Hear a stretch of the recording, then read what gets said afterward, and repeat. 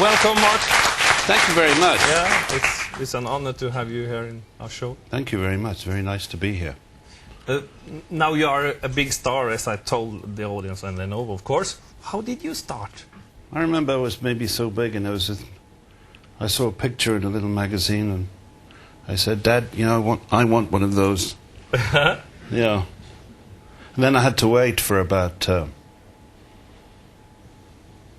12 years before I could get a guitar. What was it about the guitar? I don't know. I mean, maybe it was that plastic Elvis guitar. There was a plastic Elvis guitar where had a picture of Elvis Presley on the head that I wanted.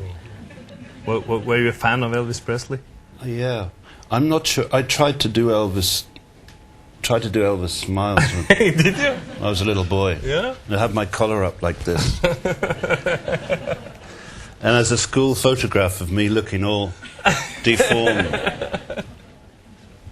But you moved from Glasgow in Scotland to Newcastle, and there you started to play in a duo with a girl called Susan Hercombe. How was that? Well, I'd learned how to, because I couldn't afford an amplifier. After I'd exploded the radio with my electric guitar, I used to borrow friends' acoustic guitars, little cheap acoustic guitars, and I learned then eventually how to fingerpick and play in folk joints and stuff. And I started, I think, a school. I don't know whether I started it, but it was something to do with the school folk society, a club or something. And I think Sue wanted to play folk music, and I taught Sue how to do this finger picking. You know, 4 beats to the bar with a thumb. It's a bit like learning to swim. You know, you're trying to make your fingers go in places that they don't want to go. And then eventually it just made you... I mean, I sort of perfected the art of falling asleep while I was playing, and I taught Sue how to do the basic finger pick, and then we found out that our voices went together. Yeah, harmony. We heard that your first TV appearance was on BBC's Look North. Yeah. From Newcastle. Local when you were TV. 17 years old, and BBC and the presenter that time, Mick Neville, told us that they don't have this program in the archives, but we have found an audio copy of you and Susan playing playing a song. Oh dear. It was her mother who had this cassette. Would you like to hear it? Say yes. Yes. If I know you will destroy my program. Oh God. Let's listen to it.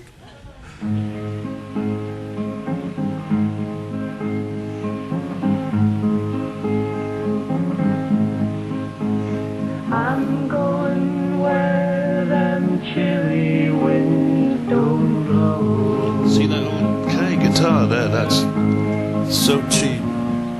Gonna find a true love. It's probably made out of like orange That's box. where I want to go. Out where them chilly winds don't blow.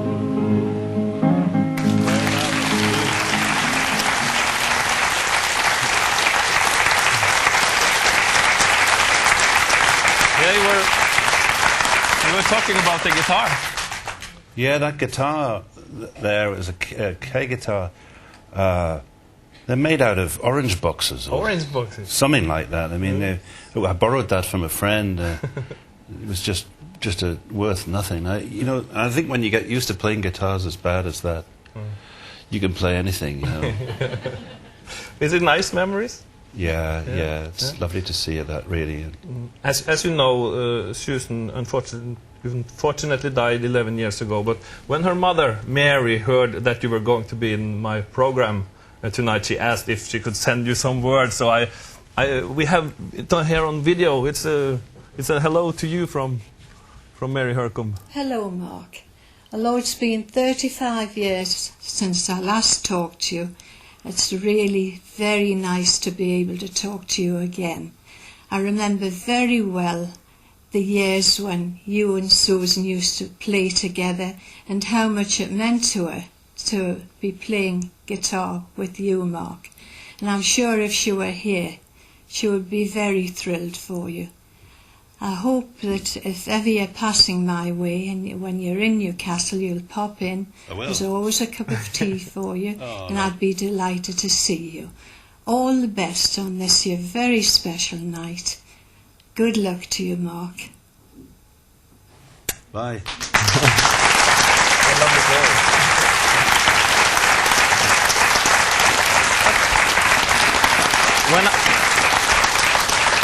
When I was a young boy, I wanted very much to be a guitar player. And I ended up like a journalist. But you started as a journalist, didn't you? Yeah, we went in opposite directions. Yeah, yes. Well, I mean, they called it a journalist. I mean, I wouldn't have called it journalist. I would have. Oh, I've talked with your colleagues. They said you were a good journalist. I was In a very. Yorkshire Evening Post. Was a very bad journalist. No, they didn't say so. The You only know. thing they said that you, because you were playing till 3 o'clock in the night, you were very tired in the morning. But That's right. That's right. And I was often a couple of minutes late. I used to have to get the bus to work, and it was just a little bit early in the morning for me then, because I was, like I said, I used to fall asleep playing the guitar. yeah.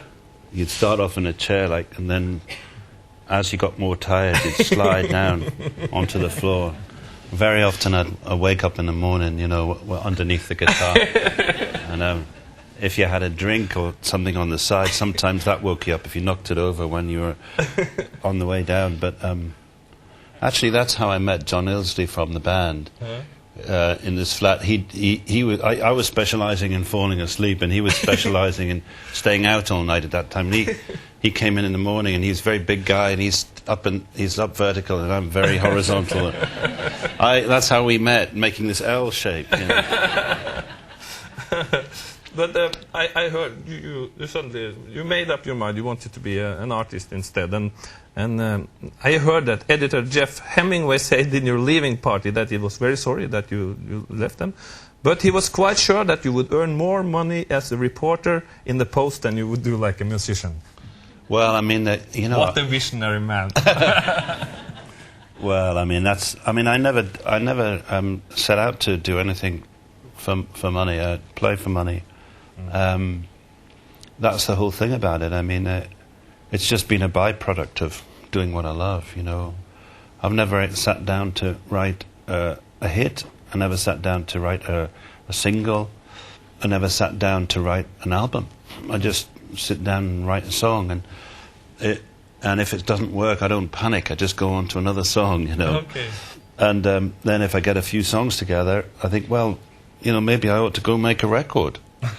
And everything else that's come from that has just what I mean is everything's just come as a byproduct of doing what I like to do. Is that the way you made the Rag Picker's Dream as well? That's exactly the way that I made the Rag Picker's Dream. Mark Knopfler, the stage is not big, but it's yours. Oh, it's nice. I like them small. Thank you. Yeah, we'll go to